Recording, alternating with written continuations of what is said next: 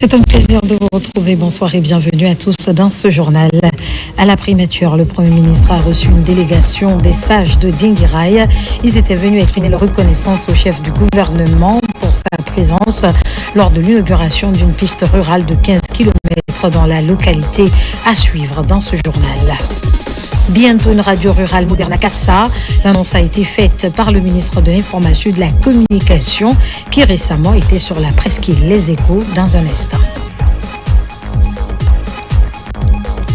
Enfin, une formation sera bientôt organisée en faveur des footballeurs guinéens par le département de la Sûreté et de la Sécurité de la CAF à la demande de la FEGIFOOT.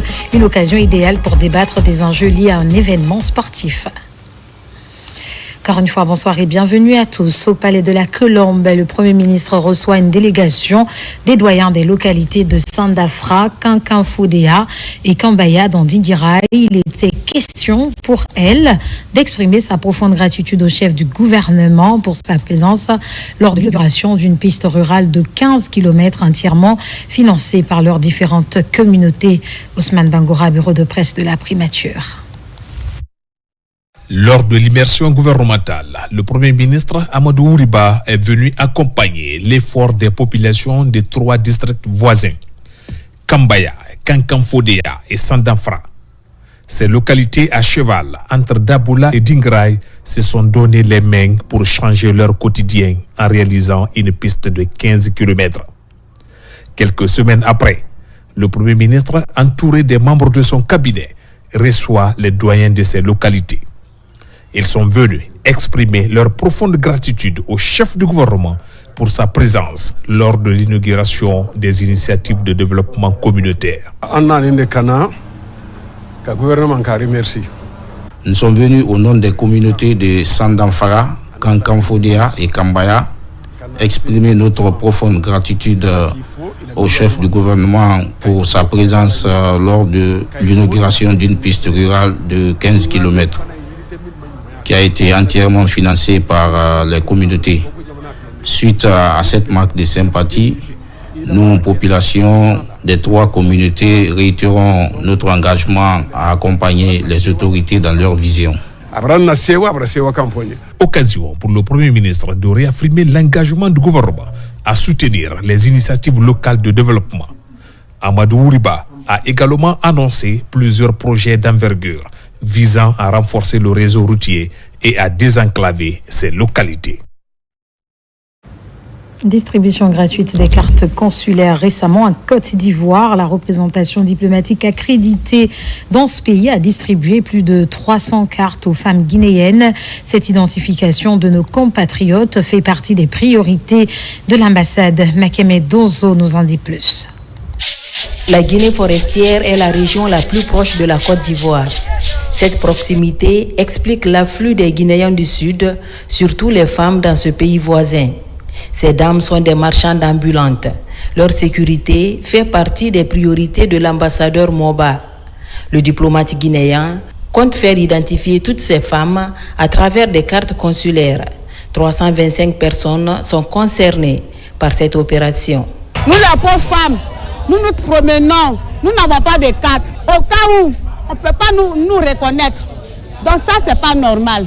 Là, je remercie beaucoup l'ambassadeur. Je le remercie beaucoup. Et ceux qui n'ont pas encore eu les cartes, je peux lui dire de faire encore une autre chose pour que les répartiteurs aient aussi les cartes. J'ai ma carte consulaire, je suis en sécurité en Côte d'Ivoire et je respecte les lois.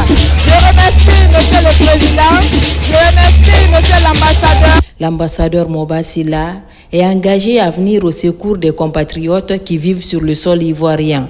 Son message s'articule principalement autour du respect des lois de ce pays frère.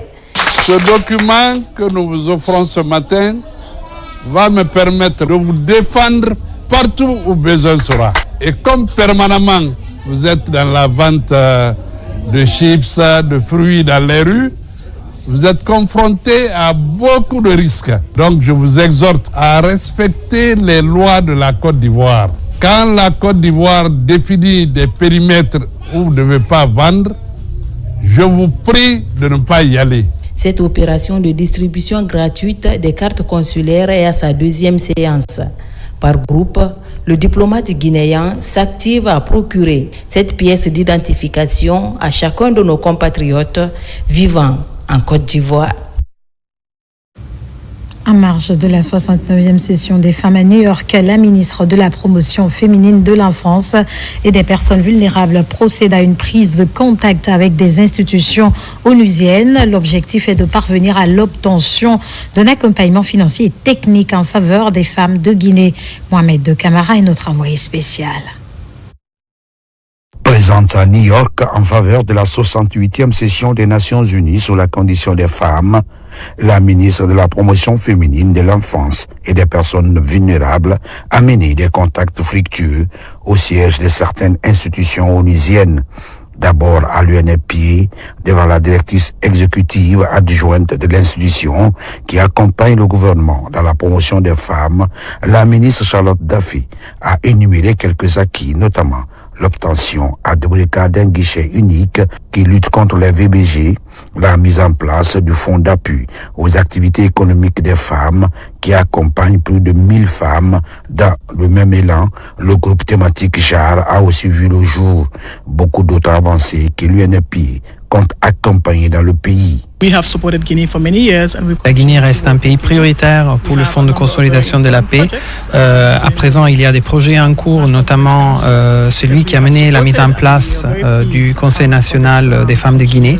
Et le Fonds de consolidation de la paix reste engagé dans l'accompagnement du travail de Madame la ministre de la Promotion féminine et en général autour des questions des droits des femmes. Au siège du Fonds de la consolidation de la paix des Nations Unies, les échanges ont porté sur la mise en place du Conseil national des femmes de Guinée, notamment. Madame les ministres sont venues m'informer des progrès dans le pays. Et je voudrais à ce sujet féliciter son Excellence Monsieur le Président de la République, ainsi que son Excellence Monsieur le Premier ministre, et bien sûr Mesdames les ministres, pour les avancées qu'elles font en faveur des populations, et particulièrement des femmes et des jeunes filles du pays. Ce périple a conduit la ministre des Femmes à la rencontre de la CEDEAO sur la contribution de l'institution dans la mise en œuvre de programmes et plans d'action de Beijing 30. À présent, nous nous intéressons aux femmes commissaires à la Cour des comptes, une institution majoritairement masculine. Elles saisissent ce mois qui leur est dédié pour lancer une invite aux autorités de la transition, le chef de l'État en particulier. C'est un reportage de Moussa Kouyaté. La Cour des comptes, une institution qui a pour mission principale de contrôler les finances publiques. Et au sein de cette structure, les femmes sont moins représentées. À l'occasion de ce mois de mars, un mois dédié à la gente féminine, les femmes magistrates de la Cour des comptes plaident pour une augmentation du quota. À la Cour des comptes, ici, nous sommes 33 magistrats, dont 4 femmes. Et le message que j'ai à lancer aux autorités, c'est aussi mettre les femmes dans ce bureau de la Cour. Parce qu'on ne peut pas parler de prise de décision en mettant les femmes à l'écart. Quand on parle de développement, surtout en Guinée, on ne peut pas parler de développement sans parler de femmes. Le commissaire du gouvernement, son rôle, c'est de veiller sur la régularité et la légalité des activités de la Cour des comptes. Nous faisons des conclusions. Et après les conclusions, nous préparons l'audience dans les différentes chambres. Nous avons 5 chambres à la Cour des comptes. Le métier du juge financier est généralement pratiqué par les hommes. Les femmes commissaires de la Cour des comptes estiment que les filles doivent embrasser ce domaine autant que les hommes. Nous sommes très loin du quota de Beijing qui voudrait qu'on ait 30% au niveau des instances décisionnelles. Sinon, le métier de juge financier est un métier qui depuis toujours est réservé à la gente masculine. Les femmes parfois ont peur d'aller vers ce type de métier alors que c'est possible. Et nous sommes là pour donner le ton, pour donner l'exemple à nos consoeurs, donner l'exemple à nos filles, qu'elles sachent que c'est bien possible d'être juge financier en République de Guinée et d'exceller. Ces femmes magistrates de la Cour des comptes parviennent à assurer leurs fonctions professionnelles et familiales, surtout en ce moment de pénitence. L'ambassade de France en Guinée, en Sierra Leone, vient d'organiser une soirée en faveur des femmes. L'activité est co-organisée avec l'association des blogueurs de Guinée pour mettre en avant les valeurs cardinales qui caractérisent la femme guinéenne. Lancé Kamsoko, reportage. Devant un parterre de défenseurs des droits des femmes, l'ambassade de France en Guinée et en Sierra Leone célèbre la femme africaine, notamment celle guinéenne. Mettant en avant l'apport de la couche féminine au processus de développement du pays, l'événement est couplé avec la 3e édition du concours intitulé « Filme la Guinéenne qui t'inspire ». Il me semble qu'en Guinée, les femmes ont leur destin en main et nous, on essaye d'accompagner ces destins avec de l'Agence française de développement, de l'appui du Centre culturel franco-guinéen, l'appui à la recherche. Voilà, tout ça, c'est d'essayer de valoriser ces histoires guinéennes. Jumelant projection des films qui retracent le quotidien des femmes courageuses, connues ou anonymes, avec témoignages vivants, cette soirée offre une tribune d'expression aux femmes sur leurs ambitions en faveur du développement durable de la Guinée. Cette année, le thème porte sur des luttes visibles et invisibles. Et à travers ce thème, la blogueuse souhaite encourager les jeunes à documenter, à filmer les luttes, mais aussi les victoires des femmes qui luttent pour la promotion des droits des femmes et filles. Chaque femme devrait se donner les moyens d'atteindre ses ambitions. Travailler et ne surtout pas se laisser faire par la masculinité négative qui va essayer de leur faire croire qu'elles ne sont pas que de travailler pour atteindre leurs ambitions. Elles ont totalement le droit d'aller à l'école, de travailler, de participer aux prises de décision. Cet exposé de talents féminins a émerveillé le public présent à ce rendez-vous franco-guinéen. Les présentations en fait, leur réalisation, que ce soit en vidéo, que ce soit en recherche, que ce soit en entrepreneur, sont d'une inspiration qui doit pouvoir marquer toutes les jeunes filles et toutes les femmes de notre pays. Pour clôturer cet événement en apothéose, des vedettes de la musique guinéenne, à savoir Manamba Kanté et Kenny Rima, prennent le public en haleine dans des sonorités dédiées à la cause féminine. Au ministère de la Défense nationale, une activité d'envergure a réuni de nombreux cadres civils et militaires à l'école militaire de Falé-Sadé pour célébrer l'aboutissement de 4 mois de formation en faveur de 89 stagiaires. Au cours de cette formation, des compétences militaires techniques et sportives avec un focus sur l'armement et munitions ont été acquises. Adjudant Abdelkader Kamara, correspondant de la presse militaire. Nous sommes à l'école de formation en armement et munitions des armées de Falé-Sadé. Cette cérémonie solennelle marque la fin du stage de la première promotion du certificat technique élémentaire du second degré CTE2. Un événement d'envergure rehaussé par la présence de nombreux cadres civils et militaires. Ils ont appris à travers la tactique militaire, la topographie, la transmission, entre autres, des compétences essentielles à leur carrière militaire. Un module technique s'articulant autour de l'armement et munitions. Les stagiaires sont ainsi formés sur la maintenance et le stockage des armes étudiées, mais aussi sur l'identification et le stockage des munitions en fonction de leur compatibilité. Durant 4 mois, ces 89 stagiaires, dont 2 personnels féminins, ont acquis des connaissances militaires techniques et sportives, complétées par une instruction théorique et pratique sur le tir. Les récipiendaires ont démontré leur savoir-faire à travers un exercice de démontage et remontage chronométrique. Vous avez été confrontés à de nombreux défis, tant physiques que mentaux, qui ont forgé votre caractère et renforcer vos compétences. Vous avez appris à travailler en équipe et à faire preuve de résistance face aux obstacles. Ces qualités sont essentielles pour votre avenir dans les forces armées, mais aussi pour votre vie personnelle. Je voudrais également profiter de cette occasion pour remercier nos instructeurs et le personnel de l'école. Président cette cérémonie, le commandant adjoint de la division armement et munitions des armées a exhorté ces jeunes armiliers à la loyauté et à la discipline. J'avais appris ce métier, un métier noble, mais qui demande beaucoup d'exigence, de discipline, de la disponibilité. Soyez prêts dans la plus grande sérénité pour servir ce métier à partir d'aujourd'hui. Vous devenez maître de vos unités par rapport à ce métier. Cette formation marque un nouveau chapitre pour ces jeunes armuriers prêts à servir avec compétence et dévouement au sein des forces armées guinéennes. Je vous le disais au sommaire, développement de la radio rurale de Kassa. Récemment, le ministre de l'Information et de la Communication s'est rendu sur cette presqu'île où déjà les premiers investissements ont permis d'accroître le champ d'écoute de la radio. La construction d'une radio rurale moderne est annoncée. Plus de détails avec Ernos Mandialo. Privilégiant le terrain, le ministre de l'Information et de la Communication poursuit ses actions en vue d'assurer un fonctionnement régulier des différents médias pour garantir l'accès à l'information, notamment dans les zones enclavées. Après avoir relancé et élargi la sphère d'écoute de la radio rurale de Kassa, le ministre de l'Information et de la Communication a mené des investissements afin que la radio amorce une nouvelle phase de son développement en étant plus présente tout au long de la journée. Avant, on travaillait de 18h à 23h. Mais aujourd'hui, on travaille de 7h à 12h et de 18h à 0h. Là, déjà, c'est un grand pas pour nous. Pour aboutir à ce résultat, il aura fallu notamment augmenter la capacité en fourniture électrique avec des panneaux solaires et des équipements techniques. Le ministère de l'Information et de la Communication veut aller plus loin et annonce la construction imminente d'une nouvelle radio rurale à Kassa avec une architecture moderne et des équipements de dernière génération. Sur place, le ministre a visité le site dégagé pour ce projet. Avec la mise à la disposition de cette station d'un kit complet de panneaux solaires, la radio tourne maintenant normalement.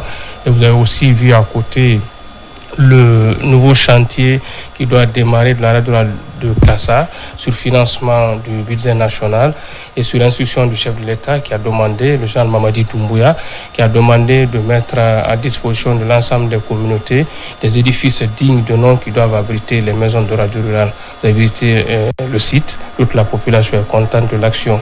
C'est le lieu de remercier Monsieur le ministre de l'Information et de la Communication, son Excellence Fana Souma, qui a décidé aussi d'accompagner toutes les radios rurales et qui a décidé de couvrir le territoire national en ondes des radios d'État ou des médias d'État.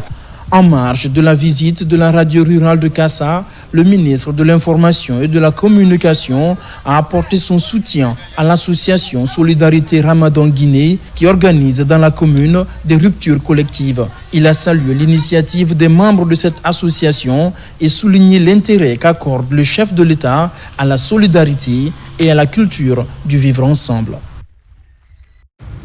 Le 14 mars, plusieurs cadres ont été promus au ministère de l'Information et de la Communication, ce qui a donné lieu à une cérémonie de passation de service. Une occasion saisie par l'inspecteur général du travail pour rappeler les responsabilités auxquelles ces cadres font désormais face. C'est un reportage de Fodé Alpha Camara. Le décret daté du 14 mars dernier a promu plusieurs cadres du ministère de l'Information et de la Communication, marquant ainsi une étape significative dans la dynamique de la qualification et de la diversification des services. Après les membres du cabinet, ce mardi, c'était le tour de la prise de fonction des directeurs et adjoints nommés de prendre fonction. L'agence guinéenne de presse, l'AGP et la radio rurale et au quotidien national Roria, de nouvelles figures font leur entrée dans l'appareil administratif. La nouvelle équipe qui arrive va davantage se battre pour dynamiser les efforts que nous avons trouvés sur place, parce que déjà il faut reconnaître que le directeur général que j'ai trouvé sur place est un combattant. Avec lui, nous allons davantage se donner les mains et se battre pour relever l'ensemble des défis. N'oubliez pas que c'est la refondation. Au quotidien national Roria, c'est Marie-Luce Diallo qui est promue DGA. Celle qui capitalise plus de 20 années de journalisme actif à la RTG et passée par le Lynx-Lance est appelée en renfort pour booster le journal Roria. Je ferai tout mon possible avec la grâce de Dieu et avec votre appui, les travailleurs de Roya, avec l'appui de la direction de Roya pour faire notre mieux et propulser Roya comme l'inspecteur l'a demandé, et le faire vraiment rayonner, que Oroya remplisse son rôle. Si les directeurs généraux de l'AGP, Oroya et du centre de formation sont confirmés à la radio rurale, Ibrahima Sissé et Lancé Koulibaly sont respectivement nommés DG et DGA. En toute humilité, les acteurs mesurent l'ampleur des défis. C'est l'occasion pour nous de remercier le président de la République pour cette confirmation qui est le témoignage pour nous, n'est-ce pas, d'une marque de confiance par rapport au travail que nous sommes en train d'accomplir au service de la République. Mais nous plaçons également cette, n'est-ce pas, confirmation sous le signe d'un véritable défi. Parce que lorsque on place la confiance en vous, cela veut dire que vous devez renforcer d'ardeur. Nous mesurons à juste titre aujourd'hui les enjeux de la refondation engagée par le président de la République. Je voudrais dire que je serai un directeur général de terrain. Vous allez tout assurer. C'est le bureau qui fait la radio rurale. La radio rurale, c'est la radio du monde paysan. C'est la radio qui écoute le monde paysan pour traduire ses desiderata dans des émissions. C'est pourquoi on appelle la radio rurale radio-école. Nous avons œuvré en tant qu'intérimaire pour 6 mois. Et aujourd'hui, les 38 radios rurales sur les 38 fonctionnent grâce aux apports inestimables de Monsieur le ministre de l'Information et de la Communication, qui aussi est un homme de terrain. Ces nouveaux cadres ont été installés dans leurs fonctions par l'inspecteur général du ministère de l'Information et de la Communication.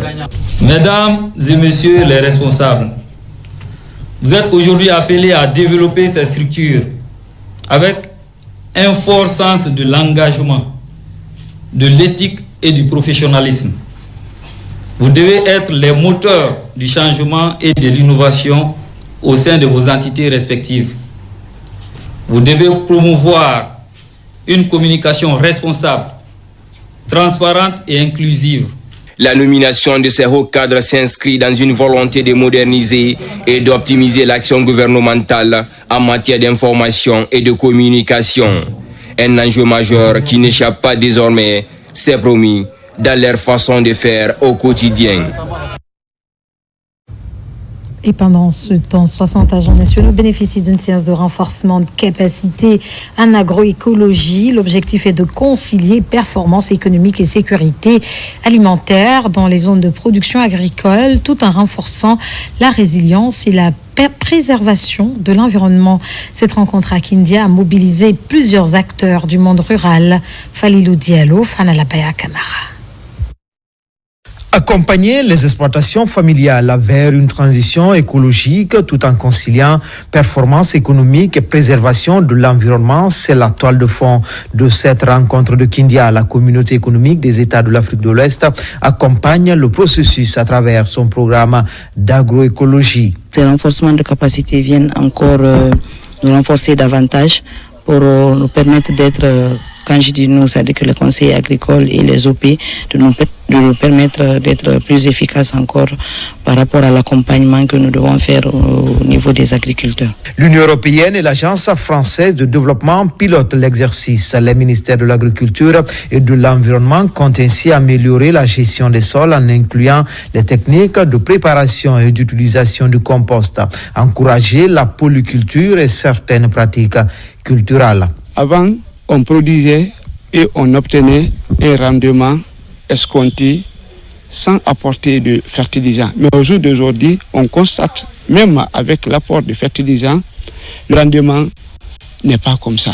L'usage de ces engrais chimiques-là, on trouve que ça c'est trop néfaste pour nous consommateurs, nous-mêmes qui les consommons, et c'est pas bon pour la santé de la population. Donc en tant qu'agronome, en tant que technicien, nous vulgarisons aujourd'hui cette nouvelle technique, c'est-à-dire de l'agriculture durable, l'agriculture écologique. Répartis en 2 groupes de 30 chacun, la soixantaine d'agents nationaux ont reçu des enseignements liés à la réduction de l'usage des engrais minéraux, à la gestion de l'environnement à travers la protection des têtes de source et le reboisement. Une concertation entre paysans du même terroir est également organisée pour un partage d'expériences réussies de gestion, y compris la lutte anti-érosive.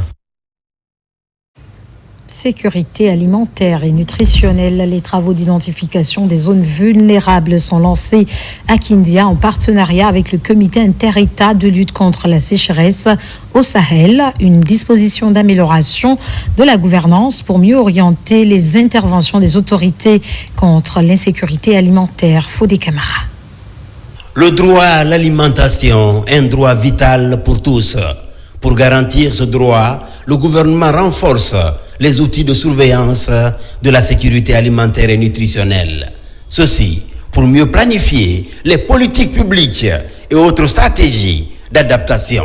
C'est un outil d'analyse sur la sécurité alimentaire. C'est un indicateur. Tous les secteurs de développement rural sont là, avec les institutions, c'est-à-dire la FAO, PAM. Nous recherchons ici le tableau qui ressort les zones les plus vulnérables dans le domaine de la sécurité alimentaire, qui peut permettre à l'État de prendre ses précautions, de voir réellement comment remédier à cela et comment faire en sorte que ces zones ne subissent pas l'insécurité alimentaire. Ce travail de réactualisation des statistiques agricoles et alimentaires bénéficie de l'appui du SILS, le comité permanent inter-État de lutte contre la sécheresse au Sahel.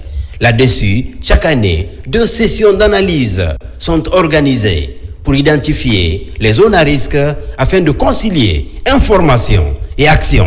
La rencontre de Kindia, c'est l'analyse de la session février-mars 2025. Généralement, c'est des sessions qui se font 2 fois par an. On se fait en octobre, novembre. On a fait ça à Koya.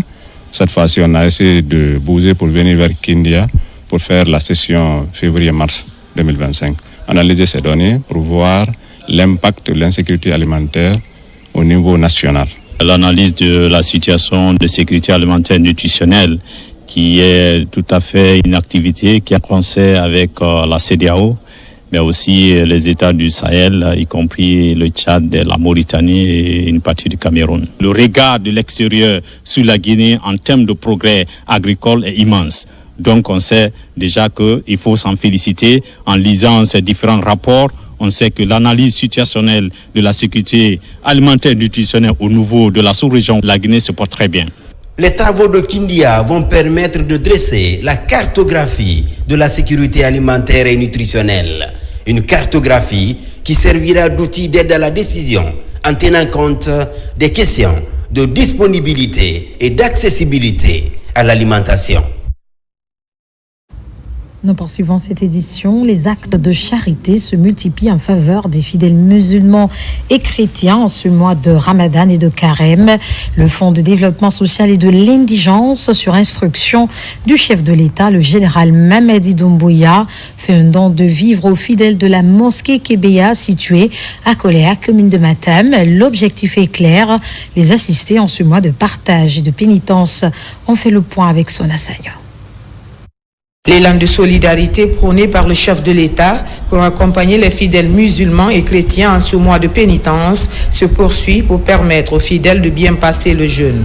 À la mosquée Kébéa de Koléa, les fidèles reçoivent de kits alimentaires, un geste du Fonds de développement social et de l'indigence. C'est à l'occasion de ce mois de pénitence que nous venons en aide aux personnes qui n'ont pas les moyens. C'est un geste de solidarité à l'égard des personnes vulnérables. Ça tient au cœur du président de la République. Nous sommes très contents de ce don. Que Dieu protège notre président.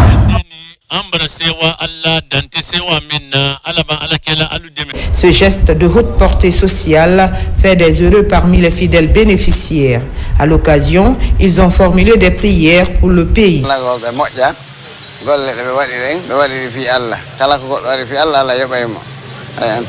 Le geste inspire la solidarité et l'unité. Merci beaucoup.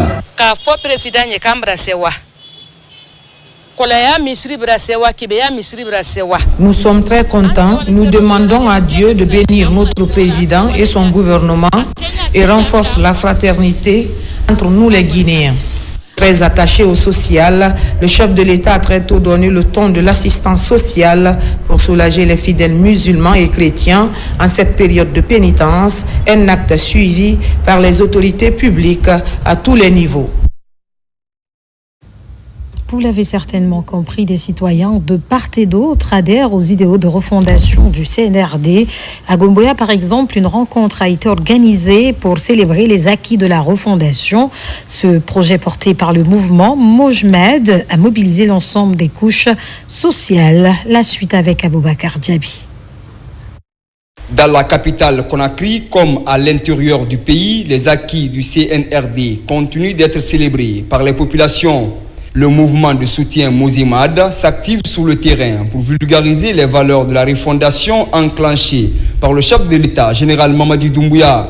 À Gomboya, ce mouvement fédère plusieurs couches sociales pour accompagner le processus de développement socio-économique amorcé depuis le 5 septembre 2021. Le général Mamadi Doumbouya pour le progrès en Guinée. Vous aimez votre peuple. Votre peuple est à vous. Ne regardez pas derrière la locomotive du progrès à bouger. C'est vous, mon président. Les femmes et fils de Gomboya vous soutiennent. À travers les vastes chantiers engagés par le gouvernement de la transition, ces participants aspirent à un lendemain meilleur. Pour ce faire, ils comptent mener les actions citoyennes allant dans le sens de la préservation de la paix et de la cohésion sociale. Vous avez décidé, vous avez parlé et vous avez agi. Le sens qui nous amène à la paix et à la prospérité, surtout basé sur l'unité nationale. Celui qui veut l'union de l'Afrique commence d'abord par l'union de celui, l'union de sa maison, l'union de sa famille. Donc c'est ce qu'il souhaite. Donc nous vous remercions. Unissons-nous, nous pouvons vaincre. Cette rencontre vient ainsi lancer les activités du mouvement général Mamadi Doumbouya Mojmed sur le terrain. Ils entendent promouvoir les principes de la citoyenneté et du patriotisme pour enfin consolider le processus de développement socio-économique du pays.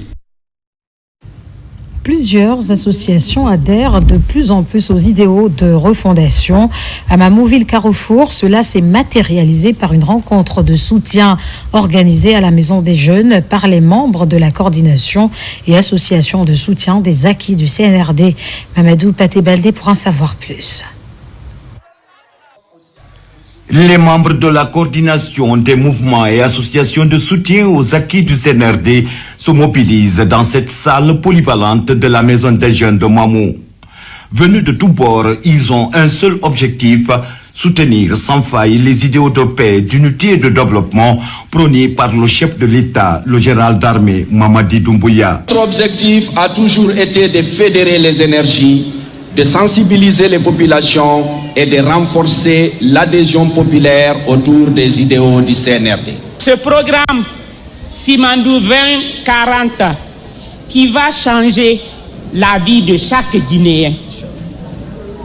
Pourquoi nous le soutenons? Ces actions sont vraiment visibles. Il y a la prise en charge des personnes vulnérables. Cette initiative va se poursuivre dans toutes les collectivités afin d'amener les populations à adhérer massivement aux idéaux de paix, d'unité et de développement prônés par le chef de l'État, le général d'armée Mamadi Doumbouya. Avec toutes ces réalisations qui sont faites à Mamou, nous ne parlons pas de la Guinée dans son entité, sinon on va manquer les réalisations. Mais vous avez aujourd'hui une pharmacie centrale chez nous. Ça c'est un exemple, et le corridor passe. Et le président de la République, son excellence, le général de corps d'armée Mamadi Doumbouya, l'espoir de tout un peuple, il a pris l'espoir de tout le peuple. Le Simandou 2025 l'a confié à un fils digne de notre commune. Au même moment, les chasseurs de Mamou témoignent eux aussi de leur adhésion au projet de société du chef de l'État. Ils rassurent le général d'armée Mamadi Doumbouya de leur disponibilité d'œuvrer à ses côtés pour mener à bon port ces initiatives.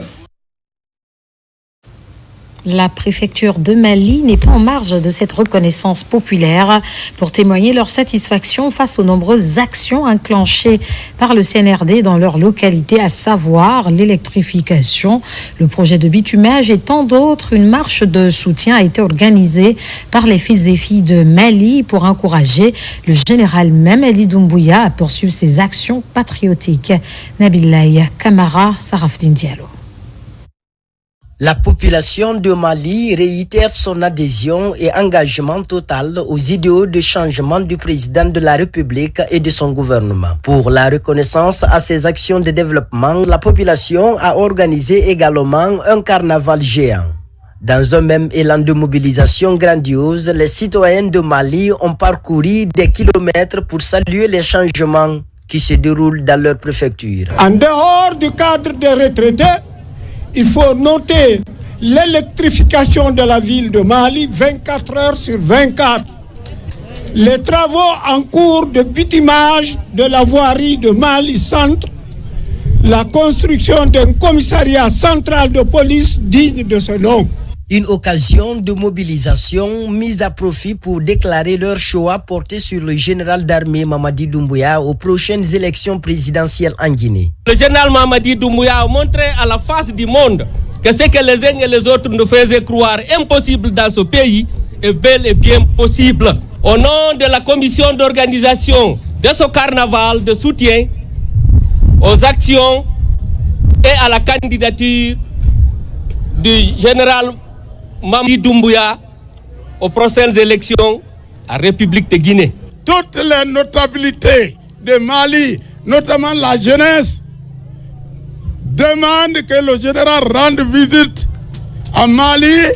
Donc tout Mali invite le général Mamadi Doumbouya à rendre visite à une de ses préfectures célèbres, qui est Mali. Mali n'est pas la seule préfecture de la région de la baie où des actions de développement sont visibles. Dans un autre registre, lutte contre les violences basées sur le genre, Radio Breka, les établissements scolaires sont les principales cibles. L'objectif pour le projet est d'informer les apprenants et encadrants du danger que représentent les VBG. Compte rendu d'Abansila Youssouf Dembaya Kamara. À Dubreka, dans le Grand Conakry, la bataille contre les violences basées sur le genre est en cours. L'Office de protection du genre, de l'enfance et des mœurs au PROGEM passe par la formation et la sensibilisation dans cette localité qui a enregistré l'année dernière plusieurs cas de viol. Une instruction nous a été donnée par la hiérarchie pour venir dans ces deux localités, Dubreka, ensuite Koya. La volonté politique y est. L'arsenal juridique a été amendé à travers les sanctions qui ont été lourdes dans l'arsenal juridique, mais aussi la proactivité au niveau de toutes les entités qui interviennent au niveau de la protection des couches vulnérables. Cette série de formations et de sensibilisation est orientée vers les encadreurs et les apprenants des différentes écoles et de la préfecture et ses périphéries, des entités qui ont récemment enregistré des cas de violence. Nous allons dire aux parents de tout faire pour vraiment aider l'éducation, pour aider l'administration scolaire. Parce que l'enfant évolue dans 3 milieux: la famille, l'école et la vie. Nos enfants, c'est des innocents, ils ne connaissent rien encore, ils ne sont pas maîtres de ce qu'ils subissent là, ils ne sont pas responsables de ce qu'ils subissent.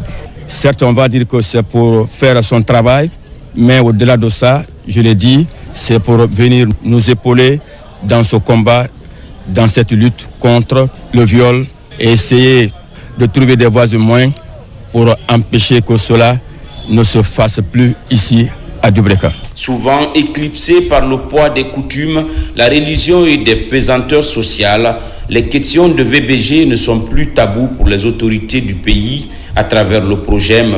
En témoigne la présence de ces religieux, de la délégation spéciale de Dubreka, des présidents des conseils de quartier et les services de défense et de sécurité.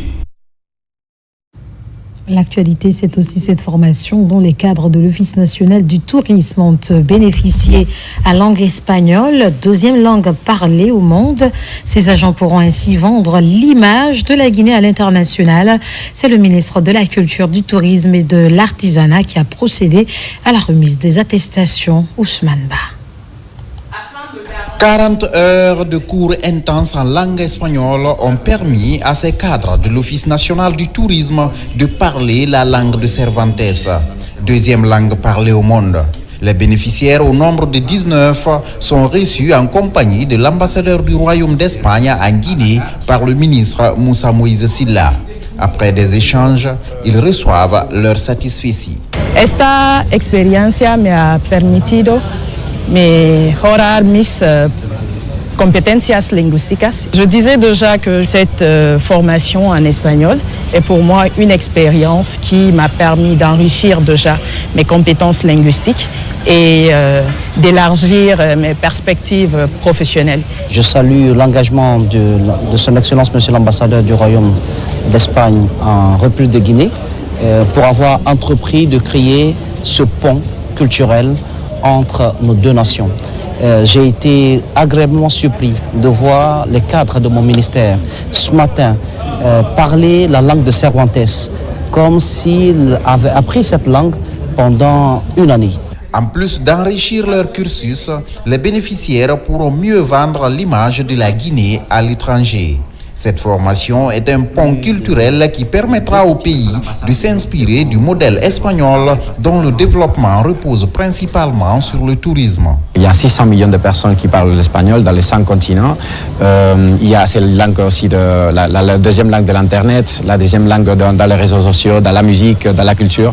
Et c'est pour cela qu'on voulait rassembler le deux mondes, le tourisme et la langue espagnole. Cette formation marque le début d'un partenariat entre le Royaume d'Espagne et la Guinée.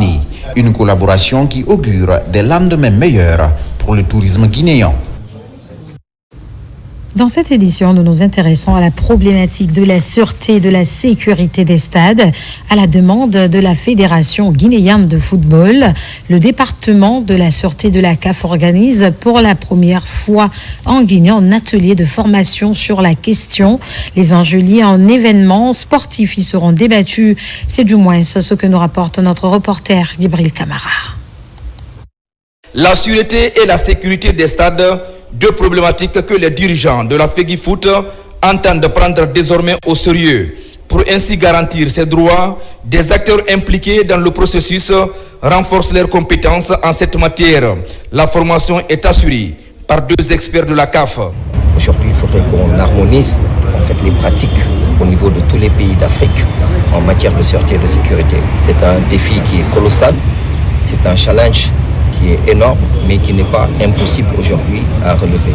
Nous attendons de cet atelier vraiment des outils pédagogiques nous permettant de mieux rassurer la sécurité de nos concitoyens au niveau des stades.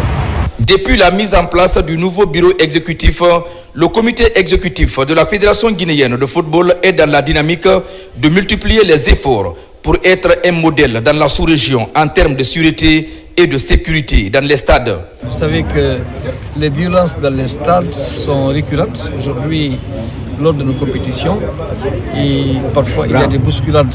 J'ose espérer qu'au terme de cet atelier qui sera animé par 2 éminents experts en matière de sécurité et sécurité, qu'à travers leur expertise et leurs compétences, la Guinée sera mieux outillée pour les prochains événements sportifs. Pour faire en sorte que ces sessions de formation puissent permettre aux Guinéens et Guinéens qui sont ici d'être mieux outillés pour faire face aux enjeux de sécurité et de sûreté au sein de nos différentes installations sportives. Cette formation est à la fois théorique et pratique. Elle va permettre à ses participants de maîtriser les techniques de l'utilisation des barrières, mais également faciliter l'accès aux supporters dans l'enceinte de stade de football. Page noire dans cette édition, l'ancien ministre de la Santé, Dr Edouard Nyankoy Lama, a tiré sa révérence depuis ce matin. Dès l'annonce de son décès, des salutations d'usage se multiplient en famille. Ses amis et proches collaborateurs gardent de meilleurs souvenirs de lui. Notre rédaction ce soir revient sur le parcours de ce grand infectiologue arraché à l'affection du peuple de Guinée. Kerno Maroufba, Ousmane Ouatsissé. On a pu bien étudié. Et à la fin de nos études, nous sommes allés dans les hôpitaux. Nous avions travaillé dans ces hôpitaux et nous avons abouti à de bons résultats. Il tire sa révérence à l'hôpital de l'amitié sino-guinéenne de Kipé à l'âge de 79 ans. Dr Edouard Nyankoy Lama fait partie de la première génération des médecins guinéens post-indépendance. Fruit de la première promotion de la faculté de médecine de l'université Gamal Abdel Nasser de Conakry, cet infectiologue a marqué son existence par la promotion de la médecine guinéenne dès les années 70. Après le départ des médecins français, Dr Lama et son équipe de jeunes médecins ont assuré la continuité des services dans les hôpitaux du pays. Médecin émérite, le défunt a occupé plusieurs postes dans l'administration sanitaire, notamment celui de directeur général adjoint du CHU Donka. En décembre 2010, il est nommé ministre des Affaires étrangères, une charge qu'il porte avec dextérité et détermination durant 2 ans. 8 ans plus tard, un autre poste ministériel lui est confié. Il s'agit du ministère de la Santé et de l'Hygiène publique, un département stratégique à la tête duquel il a engagé des réformes et obtenu des résultats dans la lutte contre les épidémies. C'est d'ailleurs le dernier poste que Dr Edouard Nyankwe Lama va occuper dans l'administration guinéenne. La disparition de ce baobab du système sanitaire plonge parents, amis, anciens collaborateurs et médecins dans le choc. Des messages de condoléances affluent. L'actuel ministre de la Santé, Dr Oumar Djeba, qui a fait observer une minute de silence à la mémoire de cette grande figure de la médecine, reconnaît en l'homme les valeurs d'un cadre intègre qui a toujours placé l'hôpital guinéen au centre de ses actions. Que son âme repose en paix. Amine, c'est la fin de ce journal. Merci de nous avoir choisis pour vous informer. L'actualité se poursuit sur la Guinée, notre paradis, terre de richesse, d'opportunités et d'innovation. Bonsoir.